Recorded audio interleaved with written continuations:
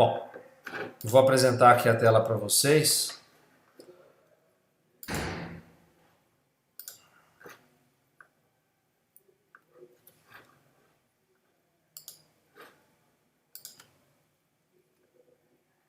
Pronto. Vocês estão vendo a tela aí? Com a aula? Então, vocês veem o meu mouse aqui, eu apontando? Sim, a gente está vendo sim. Então tá bom. Então, nós vamos falar hoje sobre a fisiopatogenia da apneia, tá? Vamos falar sobre o tratamento da apneia obstrutiva do sono e vamos falar um pouco sobre sonoendoscopia, que é um exame que a gente costuma fazer para poder controlar e ver bem para dizer, né? Para a gente poder ver como é que faz.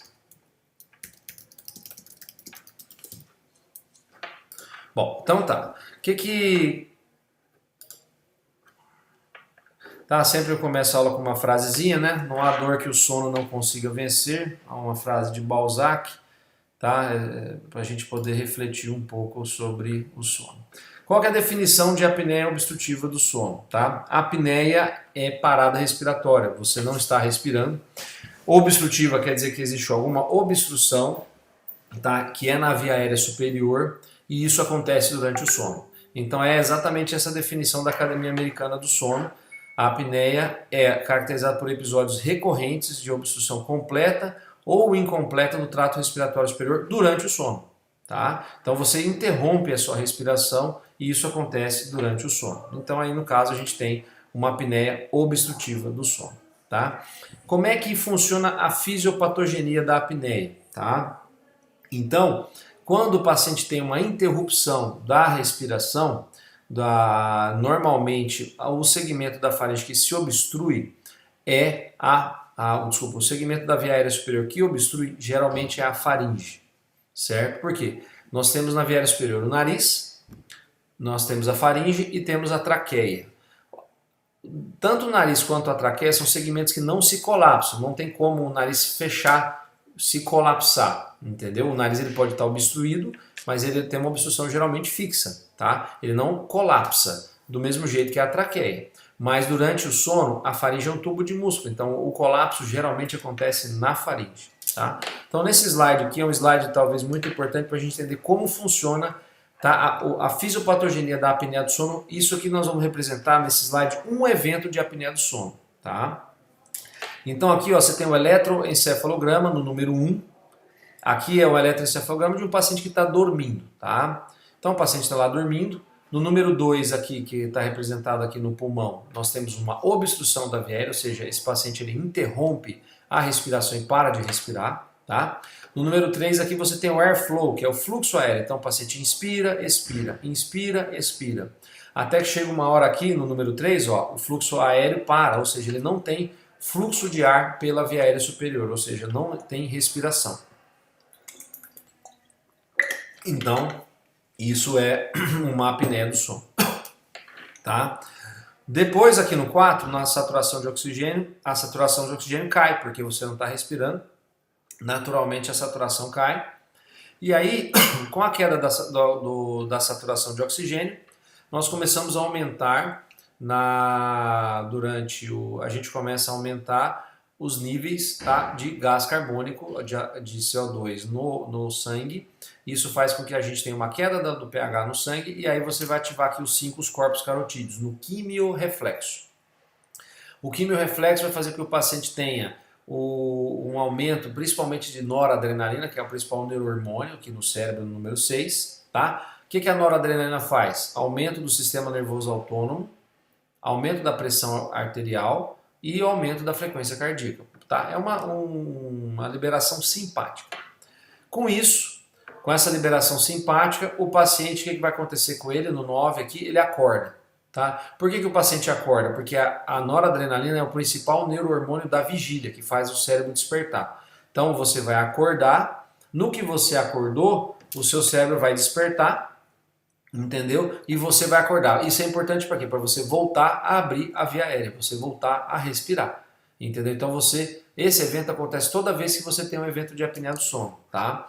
E você tem uma descarga noradrenérgica toda vez. Isso é muito importante para a gente entender as consequências da apneia do sono lá na frente. Tá? Para nós podermos diagnosticar a apneia do sono, nós precisamos fazer um exame chamado polissonografia. Tá? A polissonografia é um exame que geralmente nós vamos fazer durante o período da noite. Tá? Pode ser feito de dia? Pode, tá? Mas normalmente nós fazemos durante a noite e dura mais ou menos 6 horas. E nós vamos monitorar, que vocês estão vendo aqui na foto, o eletroencefalograma, tá? que tem os eletrodos que estão no crânio da paciente para a gente ver a atividade cerebral para determinar se o paciente está acordado ou não. O eletromiograma do queixo, tá? Que tem um sensorzinho aqui no queixo para a gente ver o tônus muscular, isso é muito importante também para estadiar o sono. E o eletrooculograma, que está aqui os eletrodinhos no olho da paciente para ver como o olho da paciente se mexe.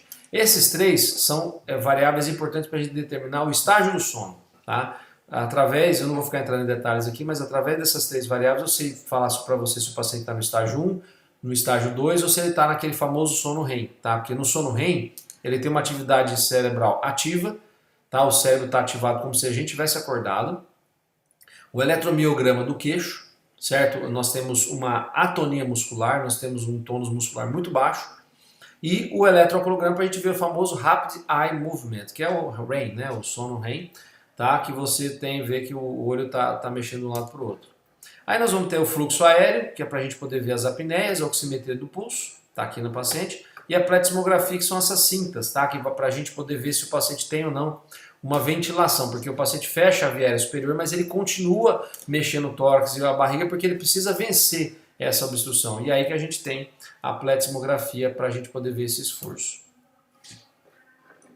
Tá, então esse aqui é um gráficozinho que mostra aí um evento de apneia na polissonografia. Tá? Então eu tenho aqui o eletroencefalograma, o cardiograma, desculpa aqui, o airflow, o paciente está inspirando, expirando, até que chega uma hora que ele para de respirar, então o fluxo aéreo diminui. Tá? E aí, o que acontece? Ele não tem ar passando pela via aérea superior dele, mas o tórax e o abdômen dele estão mexendo, tá?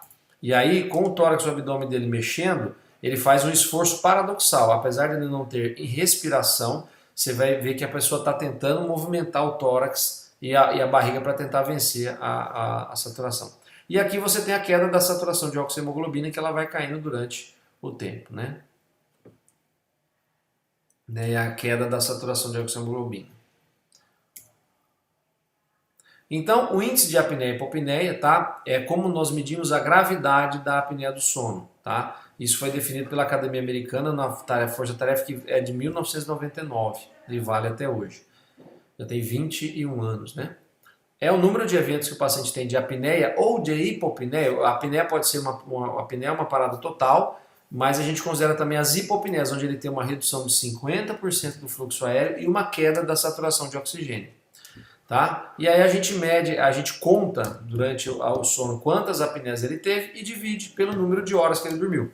Tá? Então aí nós vamos ter o índice de apneia e hipopneia. Tá? E é através disso que a gente mede a gravidade da apneia do sono.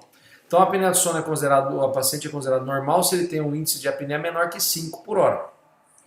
Se ele tem entre 5 e 15 por hora, a gente considera uma apneia do sono leve, entre 15 e 30 uma apneia do sono moderada e acima de 30 uma apneia do sono acentuada ou grave, dependendo da literatura que você pegar. Isso tudo definido lá pela Task Force da Academia Americana do Sono. Os critérios diagnósticos que a gente tem para tratar os critérios diagnósticos que nós temos para falar sobre, para poder definir se o paciente tem ou não apneia do sono, também foram definidos pela Task Force. Então, o critério A, o paciente tem uma sonolência diurna excessiva não explicada por outros fatores, explicada é com X aqui, está errado, né?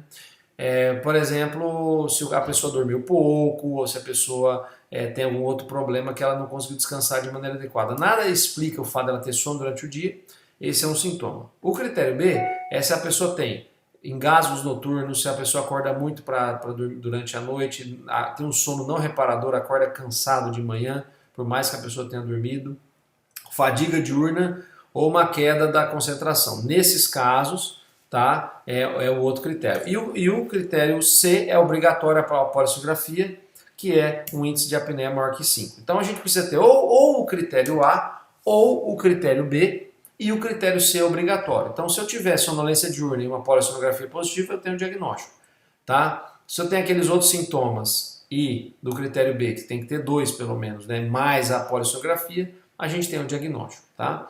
Normalmente o paciente já vem procurando a gente, quase todos que procuram, ele tem esses sintomas, né? Então, o critério A e o critério B não é tanto problema. O que a gente precisa ter mesmo é a polissonografia para documentar, para a gente poder ter o diagnóstico da apneia, tá? Alguém falou? Oh, pode falar.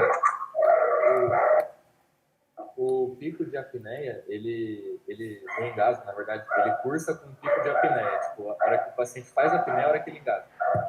Geralmente o paciente para de respirar, tá? Aí a saturação cai, a apneia para a gente considerar tem que durar no mínimo 10 segundos, tá? E às vezes o paciente ele vai engasgar no final da apneia quando ele acordar, quando ele tiver ativação muscular da via aérea superior pela noradrenalina, entendeu? Entendi. É que um dos meus melhores amigos, tipo, ele é obeso e ele com certeza tem apneia, porque Tá. ele dormiu exatamente desse jeito. E o meu padrasto é otorrino, ele inclusive já falou para ele que ele tem apneia, tinha que fazer a polissonografia, só que ele não faz. Mas é exatamente isso, sabe? Ele fica engasgando e acordando a noite inteira. Não, exatamente, porque ele não conseguiu fazer a polissonografia. É que ele nem tentou porque ele é relaxado mesmo. Mas ele é um caso bem sugestivo, né, de apneia, né? Então isso ele tem que fazer o exame sim, né? Que são os sleeping gasping, né? Ou seja, os engasgos noturnos, né? A Ana Carolina perguntou se toda a aparelhagem da polissonografia não prejudica o sono, se distancia da realidade. Carol, isso é muito frequente, é muito importante, tá? Mas o pessoal tá zoando aí, né? Mas tudo bem, agora que eu tava lendo aqui. Então, Carol, assim, o exame padrão ouro, é a polissonografia que o paciente vai ficar lá durante a noite, tá? E não tem muito jeito, tá? É o exame que a gente precisa, porque eu preciso fazer toda aquela monitorização. Existe a polissonografia, pode entrar. Existe a polissonografia que liga lá para mim. Existe a polissonografia que a gente pode fazer no domicílio do paciente também, tá? E tem uma polissonografia que a gente só faz a medida respiratória, mas esses exames eles são limitados, né?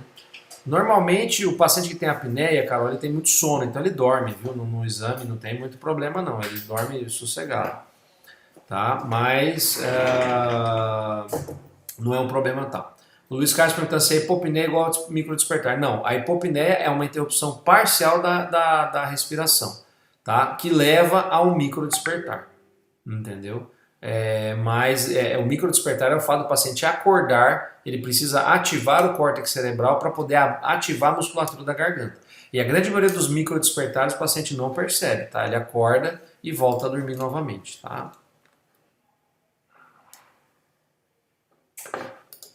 Muito bem. Vamos manter. Então vamos falar aqui da relação da via aérea superior. Então esse aqui é um slide super importante para vocês entenderem como funciona a mecânica da via aérea superior, por que a faringe colapsa, tá? Então, aqui é uma representação nessa foto da parede da faringe, tá? Então, a faringe ela se mantém aberta, ela depende da pressão transmural, ou seja, da pressão que existe na parede da faringe. Essa pressão, ela é a diferença entre a pressão intraluminal, ou seja, a pressão que está dentro da luz, menos a pressão tecidual, que é a pressão que está fora da luz. Então aqui você tem a pressão intraluminal, que é essa setinha aqui, e a pressão tecidual, que é as estruturas que empurram a faringe para o centro, tá? Principalmente gordura do pescoço, musculatura. E aqui nós temos a pressão intraluminal, que é a pressão que a gente tem do fluxo aéreo passando por dentro da faringe, tá? Então quanto maior a pressão intraluminal e quanto menor a pressão tecidual, mais a faringe vai ficar aberta, tá? Quanto menor a pressão intraluminal e quanto maior a pressão tecidual, maior vai ser a chance de colapso da faringe. Ou seja, quanto menor essa pressão aqui na parede da faringe, maior vai ser a chance de colapso, tá, da faringe, maior vai ser a chance da faringe fechar, certo? E aqui o que mantém a faringe aberta também, alguns fatores táticos, que é a posição, a tração, a gravidade, ou seja, deitado a gente tem mais V. tá? Então, lembre-se lá que a pressão intraluminal é a pressão que você faz para inspirar o ar. O ar ele vai de um ambiente de alta pressão para um ambiente de baixa pressão. Então, para eu pôr o ar dentro do meu pulmão, eu preciso fazer com que a pressão do meu pulmão seja menor do que a pressão atmosférica. Aí o ar vai entrar dentro do meu pulmão, certo? Então a gente fala que a pressão intraluminal ela tem que ficar negativa em relação à atmosfera, ela tem que ser menor do que a pressão atmosférica, tá? Quando você tem alguma obstrução na via aérea superior, como está representado aqui, nos pontos, o que vai acontecer? Vamos supor que eu tenho uma obstrução aqui em P2, tá? Eu tenho que fazer, se eu tenho uma obstrução na via aérea, eu preciso aumentar ainda mais esse gradiente de pressão, eu preciso reduzir ainda mais a pressão dentro do meu tórax para eu poder fazer esse ar passar por essa obstrução, para eu poder fazer esse gradiente de pressão, tá? Porque o ponto de obstrução atrapalha, tá? Então, quanto maior quanto mais força eu faço com o meu tórax para inspirar, menor vai ser a pressão intraluminal, tá? Porque eu preciso criar um gradiente de pressão para o ar entrar, tá? Depois que o ar passa por esse ponto de obstrução, aí o que vai acontecer? Existe um aumento do fluxo do ar, que é o efeito Bernoulli, tá? E quando você aumenta o fluxo de ar depois do ponto de obstrução, você diminui ainda mais a pressão intraluminal e aí você aumenta a chance de colapso da faringe, tá? Por isso que se o paciente tem uma obstrução no nariz ou na adenoide, ele vai ter um aumento do fluxo aéreo depois que o ar passa por essa obstrução, o fluxo aumenta e aí quando o fluxo aéreo aumenta na faringe, a gente vai ter uma chance maior de colapso, tá? Lá da faringe, de ronco e do paciente ter a apneia, certo? Então, esses conceitos são muito importantes para vocês entenderem, tá? A questão da apneia. Se vocês não entenderem, vocês me avisam que eu explico de novo, tá? Professor, você pode explicar outra vez, por favor? Explico. Sempre dá uma enroscada nessa hora. Então, lembrem-se que a pressão intraluminal é a pressão transmural que determina se a faringe vai ficar aberta ou fechada. Quando eu tenho um aumento do fluxo aéreo dentro da luz da faringe, o ar passa muito rápido, tá? Pelo efeito Bernoulli eu vou reduzir a pressão intraluminal, tá? E aí, quanto mais eu reduzir essa pressão intraluminal aqui na equação, ó, eu vou diminuir a pressão transmural, entendeu? Então, quanto maior o fluxo aéreo dentro da luz da faringe, menor vai ser a pressão intraluminal e menor vai ser a pressão transmural, tá? E aí, com isso, eu vou aumentar a chance da faringe colapsar. Tá? Quando é que eu aumento o fluxo?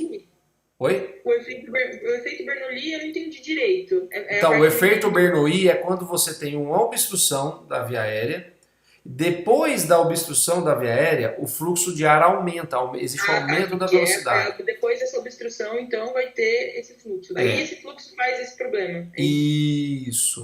Quer entender o efeito Bernoulli? É simples. Vocês estão lá para fazer a prova, né? O professor, a sala está fechada. Aí vocês têm lá 50 alunos para entrar dentro da sala para correr, para poder pegar uma posição boa para colar, certo? Aí o que acontece? Todos vocês se concentram ali na porta na porta da sala. Aí o professor vem e abre a sala. O que acontece? Vocês vão se espremer para poder passar pela porta. Depois que vocês passam pela porta, o que acontece? Vocês correm, entendeu? Porque vocês ganharam espaço. Aí vocês saem correndo para sua cadeira. Isso é o efeito Bernoulli, entendeu? É isso que acontece com o ar, entendeu? Na faringe quando você tem uma obstrução. E quanto maior a obstrução, maior vai ser o gradiente de pressão, entendeu? Maior vai ter que ser a pressão negativa dentro da via aérea para o ar passar. E quanto mais a pressão é negativa, menor a pressão intraluminal, e aí a pressão transmural cai e o paciente colapsa a apneia, colapsa a faringe. Entendeu? Sim, prof. Obrigada. Imagina.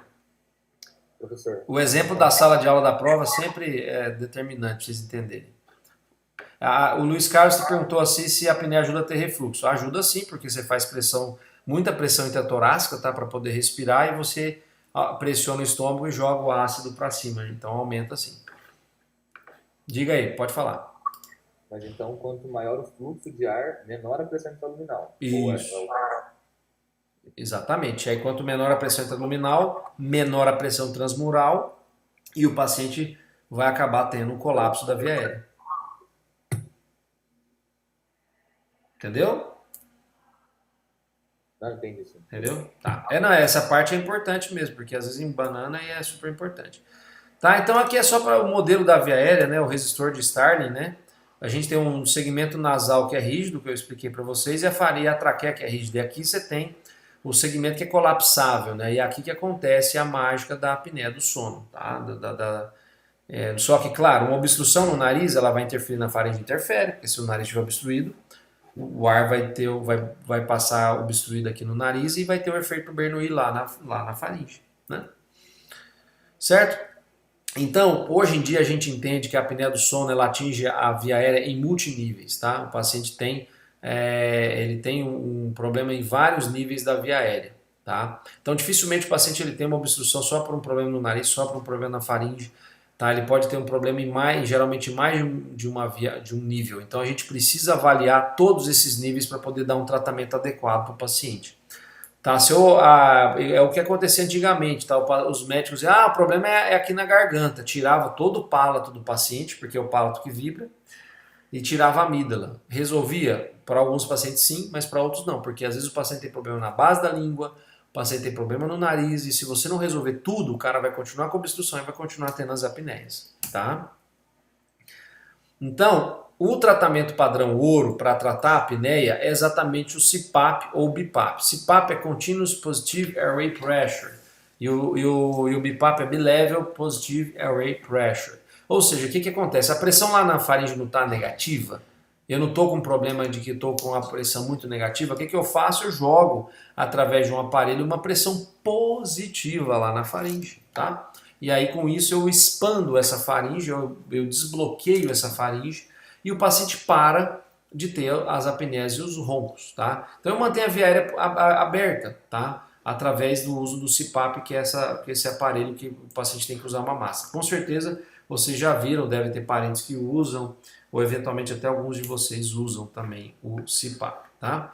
Então, quando é que a gente indica o CPAP para o paciente? Tá? O CPAP ele é um negócio que incomoda, não é todo mundo que gosta, tá? Você vê aqui na foto paciente dormindo, esse aqui é uma foto antiga, né? Os aparelhos hoje são menores, mas ele usa uma máscara adaptada no rosto, não é todo mundo que se adapta a isso. Então a gente usa geralmente os pacientes graves, que tem o índice maior que 30, tá? Os pacientes que têm comorbidades importantes ou têm muitos sintomas, a gente pode usar o CPAP com índice de apneia e hipopneia menor, tá? Geralmente o paciente não tem muito sintoma, não tem muito cansaço, não tem muito sonolência diurna, ele não aceita o CPAP, tá? A aderência mínima de 4 horas e meia é o ideal, que ele use 4 horas e meia, geralmente melhora a sonolência diurna. E os pacientes que não toleram o CPAP, que o CPAP é uma pressão contínua, se você aumentar muito a pressão, a força do ar, o paciente vai ter muita dificuldade de manter essa respiração. Aí às vezes a gente usa o BiPAP, que ele tem uma pressão de inspiração e uma expiração. E eu consigo aumentar a pressão que é necessária para reverter a apneia. Essa pressão é em centímetros de água, tá? Então normalmente a gente usa 10 a 12 centímetros de água de pressão para poder reverter. Mas às vezes se o paciente precisar de muito mais que isso, 14, 15, aí a gente tem que ir para o BiPAP. Aí o BiPAP joga 15, 16 na inspiração e 12 na expiração. Aí o paciente suporta, entendeu? A usar uma pressão maior. Tá?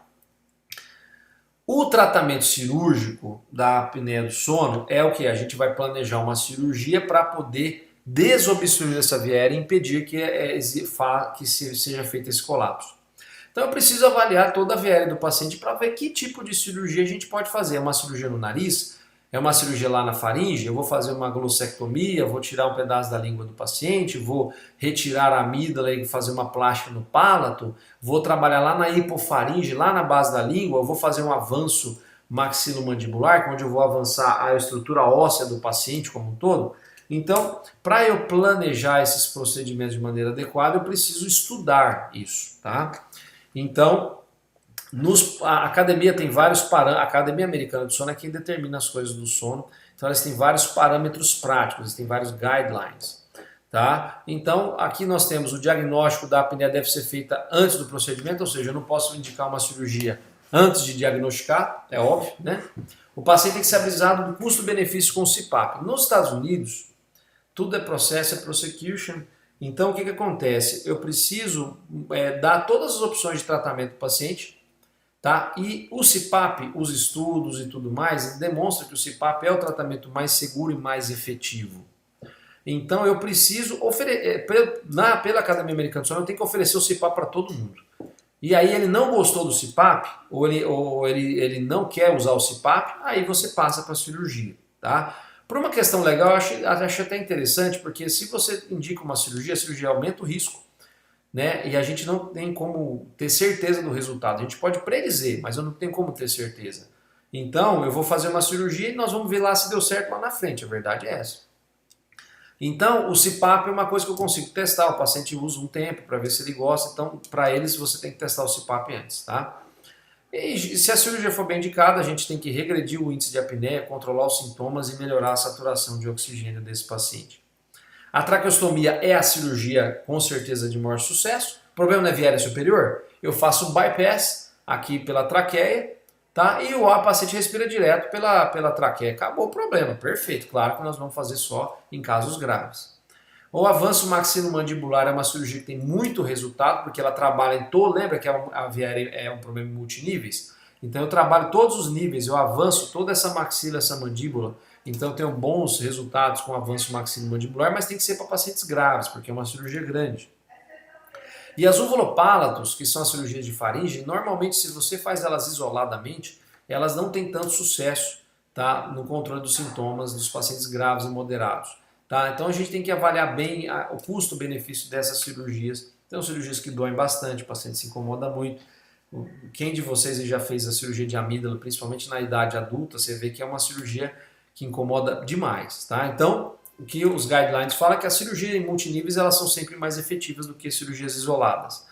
Então, o paciente tem um problema no nariz, um problema na garganta, se eu for operar, eu vou operar o conjunto, ou no mesmo tempo cirúrgico, ou em tempos cirúrgicos diferentes, mas eu preciso tratar tudo para eu poder ter um sucesso melhor, tá? Pensando nisso, para a gente poder entender a via aérea do paciente, a via aérea é complexa, e quando a gente examina o paciente no consultório, o que a gente faz? A gente examina o paciente sentado, tá? E acordado, ou seja, não tem nada a ver com sono. O sono, o cara está deitado e dormindo. Então, a avaliação às vezes que a gente faz aqui no consultório, a gente não consegue predizer de maneira adequada como é o sono dele, entendeu? Como a faringe dele se comporta durante o sono. Então esse exame, que é a sonoendoscopia em português ou em inglês é o DISE, que é a Drug Induced Sleep Endoscopy, ou seja, endoscopia do sono induzida por droga, ou seja, por medicamento, a gente tem um protocolo que a gente faz, que foi até o pessoal aqui de Ribeirão Preto, o Rabelo, que fez lá na tese de doutorado dele em Ribeirão, ele mostrou que um protocolo usando um Propofol, que é um anestésico, sob bomba de infusão dose-alvo controlado, você consegue mimetizar o sono, então é bem parecido com o sono natural, tá? E aí a gente consegue ver dinamicamente como aquela faringe se comporta durante o sono. Aí eu vou conseguir ver se ela fecha anteroposterior, lateral, e aí eu consigo predizer o sucesso cirúrgico desse paciente. Eu falo assim, ó, esse paciente que ele tem um problema lá na base da língua, não adianta eu operar a amígdala dele, ele não vai melhorar. Você está entendendo? Então eu consigo ter um norte melhor para poder ver e estudar o sono, tá? Então a gente usa, aqui é uma escala anestésica, porque a gente usa um sinal que chama BIS para fazer esse sono, que é como a gente na anestesia avalia se o paciente está ou não num sono profundo, tá? Então aqui é o BIS, tá? Que é um aparelho que o anestesista tem, e o ideal é a gente manter esse BIS entre 60 e 65. Né? Esse nível de BIS, os estudos mostraram que o paciente está num sono adequado. Se eu abaixo muito o BIS, se eu cedo muito esse paciente, aí a faringe desaba porque ele já entra numa anestesia, não me adianta nada. Tá? Então a gente pega esse paciente, passa o endoscópio lá com o paciente acordado, para ele não acordar durante o sono, deixa a sala numa penumbra e o anestesista vai aumentando a dose do propofol aos poucos, tá? Em estágios. E isso o paciente vai dormindo lentamente, até que a gente consegue chegar nessa dose-alvo e aí eu vou avaliar toda o comportamento da faringe do paciente. Claro, eu tenho que monitorar esse paciente, não dá para fazer isso, tá, de qualquer jeito. Eu não sei se vocês já entraram no centro cirúrgico, talvez não, mas na hora que induz uma anestesia, quem já teve anestesia, já fez anestesia geral, se o médico ele pega geralmente o propofol muito usado, ele injeta em bolos que o paciente faz? Ele dorme, ele apaga, ele é anestesiado. E aí a faringe desaba. Isso para eu ver a apneia do sono, porque eu quero imitar o sono dele, não o paciente em anestesia. Tá? Tem aqui uma pergunta. Quando eu fiz esse exame do sono, dormi com travesseiros altos. Acho que isso deu uma interferência no resultado. Se você dormir com um travesseiro muito alto, você pode sim piorar a sua ventilação, tá? Porque você faz uma flexão do pescoço. Então isso interfere sim. Quando a gente vai fazer então a sonendoscopia, existe o protocolo VOLT, que é do professor Eric Zirin, que é lá da Universidade da Califórnia. Então nós temos aqui as regiões. Aqui você está vendo aqui o pálato, que é a região do palato. Você tem a região da língua e tem a região lá da hipofaringe, tá? E da epiglote. Então, e o velo, né? Que a gente fala que o velo é essa região superior do palato. Então aqui a gente tem o grau de obstrução e como ele fecha, se é anterior-posterior, se é lateral, se é concêntrico, tá? Então o velo pode fechar desse jeito. A faringe geralmente só fecha no sentido lateral e a base de língua fecha só no sentido anterior-posterior, tá? E a epiglote ela pode ser anterior-posterior ou lateral, que tem algumas epiglotes que fecham em si, tá? Então quando a gente vai lá no paciente, a gente observa o sítio cirúrgico, né? Vamos... não, tá aí, peraí.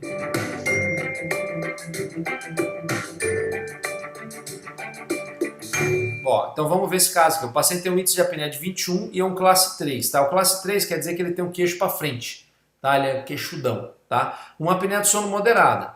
Então quando eu estou lá olhando com a endoscópio lá dentro, ó, isso aqui é a base da língua do paciente, tá vendo? Ó? E lá embaixo é a epiglote, ó.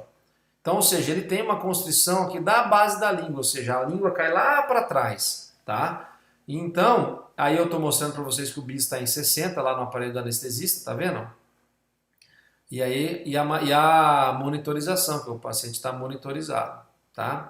O que vai acontecer? Então, ou seja, esse paciente aqui, ó, ele tem uma constrição anteroposterior, tá? Na região da base da língua, tá? A hora que eu olho aqui para cima, ó, eu vejo que a faringe dele, aqui é a úvula, né? Ele não tem aqui nenhuma obstrução importante mais alta. Então esse paciente não adianta nada eu fazer a cirurgia de amígdala nele.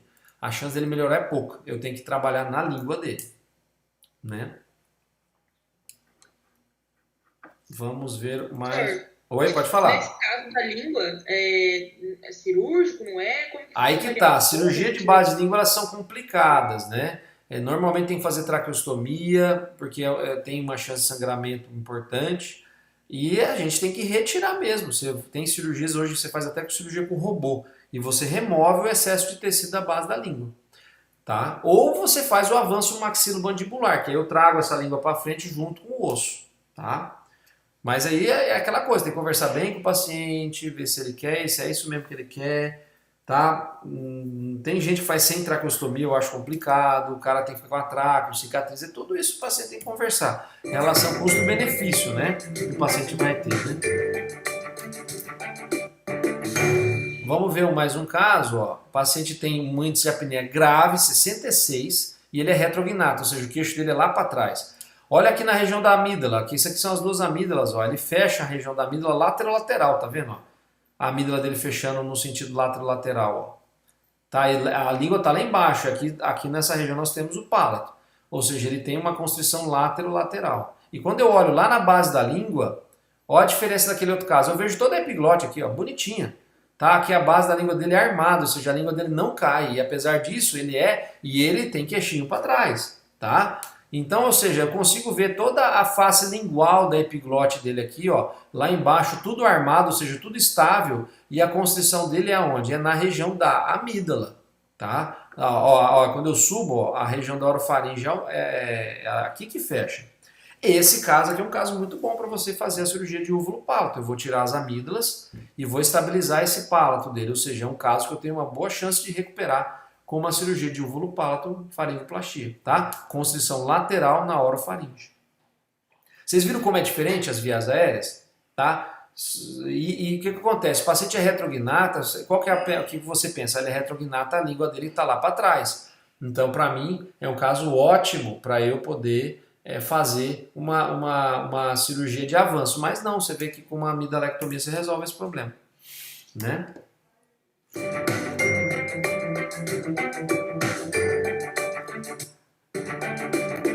Vamos ver esse outro caso aqui. O paciente é birretruso, ou seja, ele tem o queixo e a maxila para trás, o índice de apneia é super grave. Tá? Região velofaringe anteroposterior, esse aqui é o palato dele, ó, não consigo nem ver nada, tá colado, o palato dele tá grudado lá atrás da faringe, ó. Não consigo ver nada direito, tudo fechado, tá? Aí eu vou lá para a região de baixo, lá na base da língua, você vê que ele tem uma base que fecha, uma epiglote que fecha no sentido lateral. Olha que terror. Ó, a epiglote fecha, o ar tem que passar pelo nariz, ele chega no palato, tem uma obstrução no palato, aí ele chega lá na língua, tem uma obstrução na língua e uma outra obstrução na epiglote. Então você imagina a força que esse paciente tem que fazer para respirar. Terrível.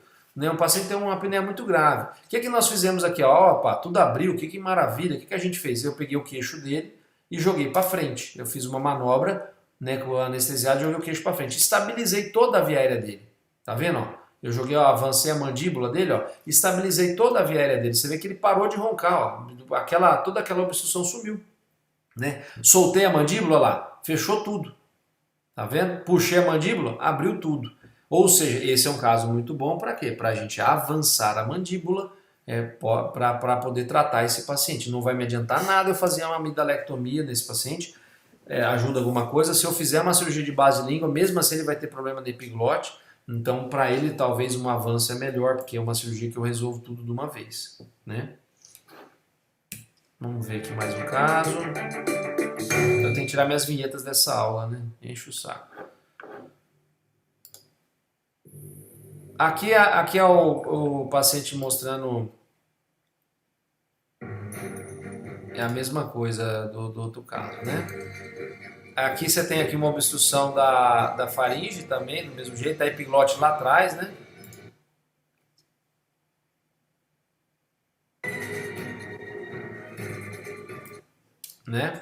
E aqui você tem toda essa obstrução lá atrás do palato, tá vendo? O paciente fecha tudo.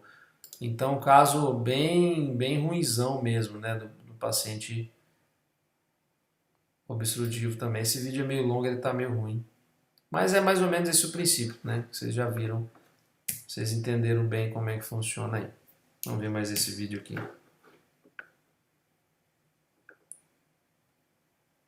E aqui uma obstrução de hipofaringe, ou seja, lá embaixo na faringe, né? Então eu estou entrando aqui caótica, olha essa língua que esse paciente tem. Isso aqui é tudo tecido linfóide na língua, a epiglote está dobrada aqui, ó. Você nem vê direito a epiglote, ó. Tá vendo? Ó? A epiglote está aqui, ó. Certo? Então, ou seja, esse paciente aqui, pra gente, e às vezes acontece, tá? Você usar o CPAP, às vezes o CPAP empurra esse epiglote para baixo, né? Então, o paciente, você tem que tratar isso aqui, não tem jeito. Olha que terror essa base língua desse paciente aqui, né? Então, os casos bem mais complicados. Pessoal, era mais ou menos isso aí que eu queria falar para vocês. Acho que tem mais uma pergunta aqui. Professor, quando avança a mandíbula, demora quanto tempo para se recuperar? Atinge muitos nervos? Ó, a minha esposa fez essa cirurgia. Deixa eu só parar a gravação aqui.